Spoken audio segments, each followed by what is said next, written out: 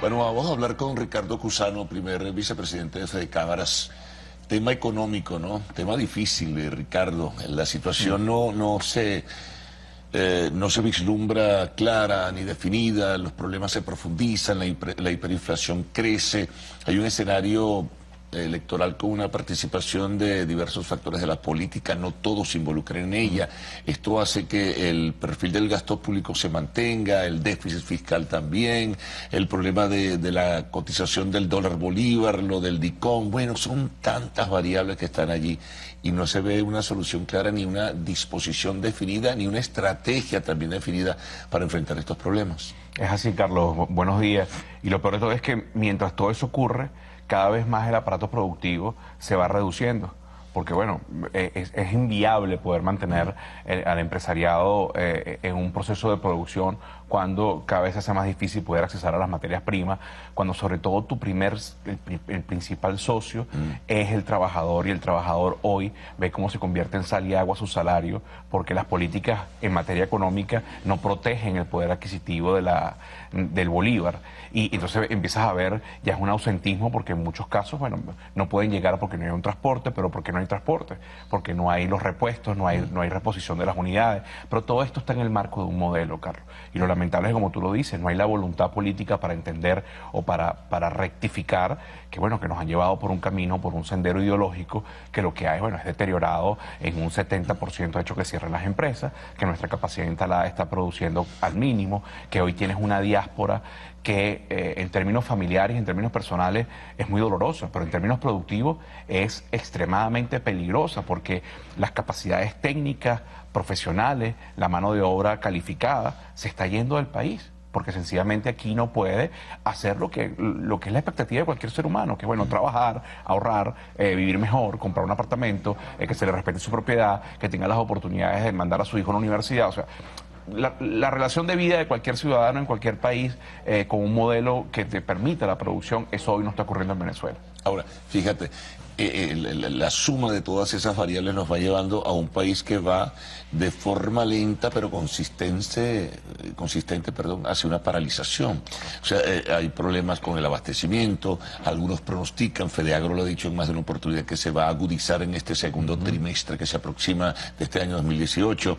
El problema que mencionabas, bueno, no hay repuestos, se detiene el transporte público, hay dificultades también de otro tipo, incluso para la movilización, no hay efectivo, no consigues, los bancos te dan solamente 10.000 bolívares, no tienes dinero en los cajeros. O sea, es una situación caótica hacia la que vamos marchando, ¿no? Sí, y cada vez las instituciones que tienen por la Constitución, una obligación, como por ejemplo el Banco Central de Venezuela, cumplen menos con sus funciones, que es mantener ese poder adquisitivo de la moneda. Se sigue financiando el déficit fiscal y el gasto público con más impresión de bolívares, pero con impresión... Pero bolívares que ni siquiera se ven. Es lo que te voy a decir. Sí. Es un incremento de la masa monetaria, pero que no se está imprimiendo en la misma dimensión de la cual crece esa masa monetaria. Y eso lo que está generando es, bueno, más inflación, ya en un concepto de hiperinflación, pero además con una escasez de efectivo brutal. Carlos, el verdadero problema que estamos viviendo es este modelo de revolución que aspira el control de la sociedad a través, pareciera que de este caos. Recordemos los inicios de las cajas CLAP. Ahí se hablaba de, bueno, una medida paliativa, una medida de emergencia para poder hacer que la gente le llegara la comida a su casa, mientras, porque así lo plantearon, se recuperaban bajo las formas erróneas que se planteaba, pero la idea era recuperar el aparato productivo.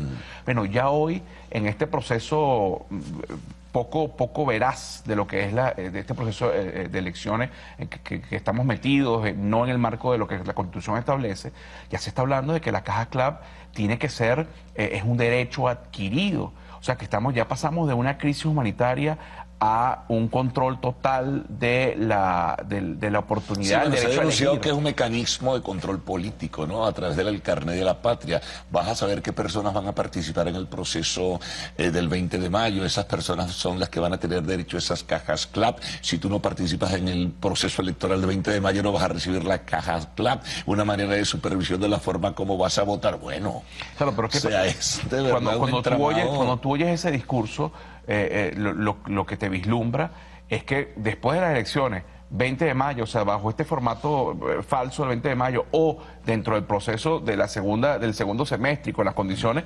pareciera que lo que se aspira es que los anaqueles no estén llenos, es que no se recupere al 100% la productividad, es que no haya una economía de mercado y que no haya una recuperación del bolívar y que sea el ciudadano el que tenga el derecho de elegir en un anaquel qué comprar, cómo comprar y cuándo comprarlo. Pareciera que lo que se sigue aspirando es, bueno, esta ideología del control del ciudadano a través de la alimentación. Pero a eso sumémosle el tema salud. El tema salud es grave. La producción...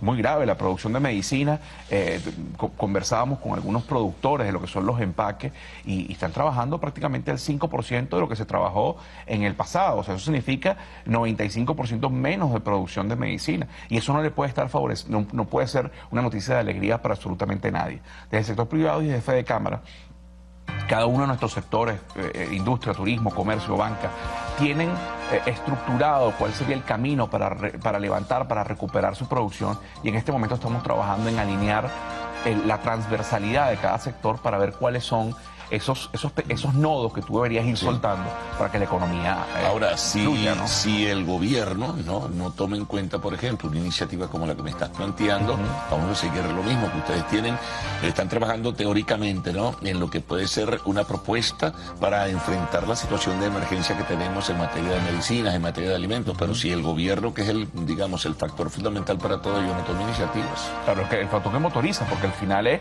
quien debe tomar las acciones vía decreto, y luego a través de las instancias, en este caso la Asamblea Nacional, hay que reestructurar el aparato jurídico que regula la producción, porque hoy es asfixiante, no es de incentivo. Hoy no hay una legislación que incentive a la actividad privada, que haga retornar a la inversión extranjera, pero además, bueno, que tenga la confianza, que genere la confianza, porque, bueno, DICOM y Petro no creo que sean verdaderamente las medidas que le den confianza al inversionista extranjero, ¿no? Bueno, hacemos una pausa, Ricardo. Al retorno seguimos la conversación con Ricardo Cusano, primer vicepresidente de Fede Cámaras.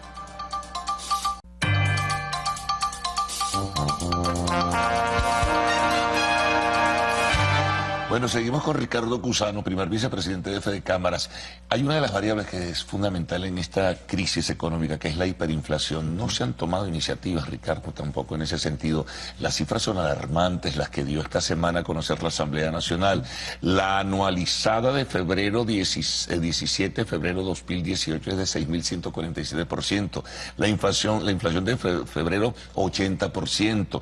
La inflación diciembre 2017, febrero 2018, 231%. Esto es una locura total, y encima los productores del campo auguran, como te dije antes, un trimestre terrible. No hay semillas, Agropatria o la agropecuaria de la Fuerza Armada no ha distribuido insumos, a los que les dan le ponen condiciones de entrega de la producción. Estamos verdaderamente en una situación crítica. Quiero que hagamos un símil, Carlos, con lo que fueron los procesos de hiperinflación en la región, por ejemplo, en Argentina, en Brasil, en Perú, en los años 80-90. Sí. Eso no tiene ninguna relación con Venezuela, y expliquemos por qué. Allá el problema era de política monetaria y políticas cambiarias, políticas fiscales. Pero es que aquí, a esos tres problemas, tienes que sumarle la producción total y completamente detenida. Cuando tú oyes las declaraciones de Fedenaga o de Fedeagro y te dicen, lo que pronosticó con industria la paralización del sector industrial venezolano. Correcto, que bueno, que es el procesador en todo caso de esa materia prima, el sector procesador de alimentos.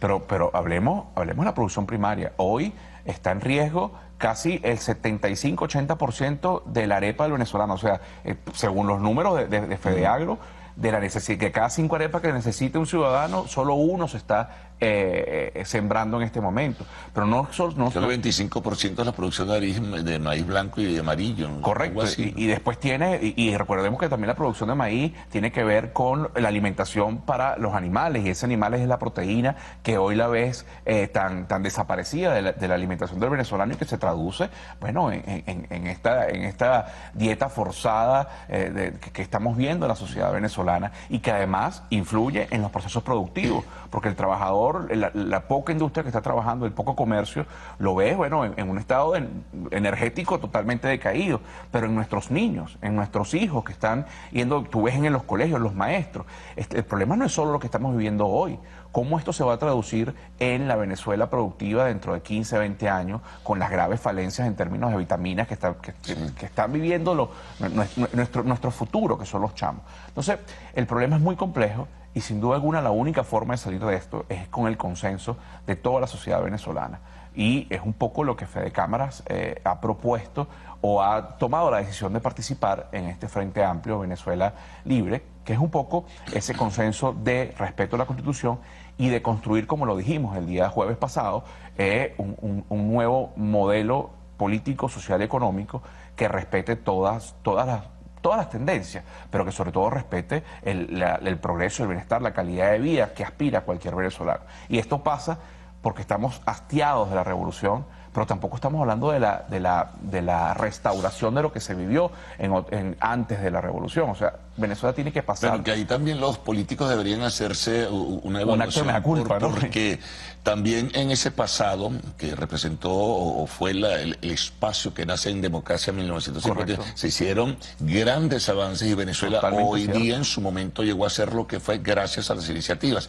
Que luego se distorsionó, que el problema de la corrupción, que si los partidos se desvincularon de las bases populares, eso es otra cosa, y por eso llegó lo que llegó. Bueno, y hoy lo poco que queda... Pero no sé, muchos no reivindican lo que se hizo en educación y en salud, que meritoriamente debe jerarquizarse. Y hoy pocas de las cosas que medio funcionan viene de ese periodo. Pero bueno, pero hay que actualizarse. Y otras que están destruyéndose también vienen de ese periodo. Porque poco lo que se ha hecho. La Cámara de la Construcción es interesantísimo, un proyecto un estudio que ha hecho.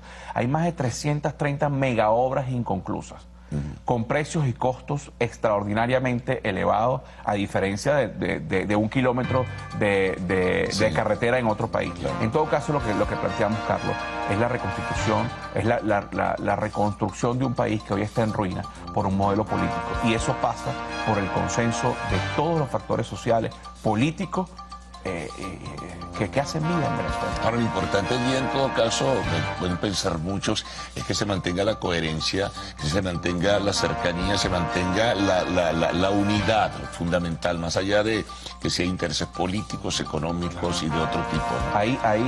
Yo creo que hay algo que se ha aprendido. Eso es vital, si no... Sin duda alguna hay algo que se ha profundizado y aprendido en estos últimos 20 años, que es la participación política de la ciudadanía más activa, pero también este sentir social que hoy es mucho más vivo que antes, ¿no? Pero si a eso le sumamos la Venezuela esa productiva del 58 hasta el 98, yo creo que podemos llegar a un gran consenso del país y es un poco lo que desde Fede Cámara estamos trabajando, estamos promoviendo y colocando nuestro grano de arena como instancia articuladora y que aspira a influenciar en las políticas públicas para un mejor país. Bueno, gracias Ricardo por todos los temas que nos paseamos, que fueron diversos, pero valía la pena porque son temas que vivimos en el día a día.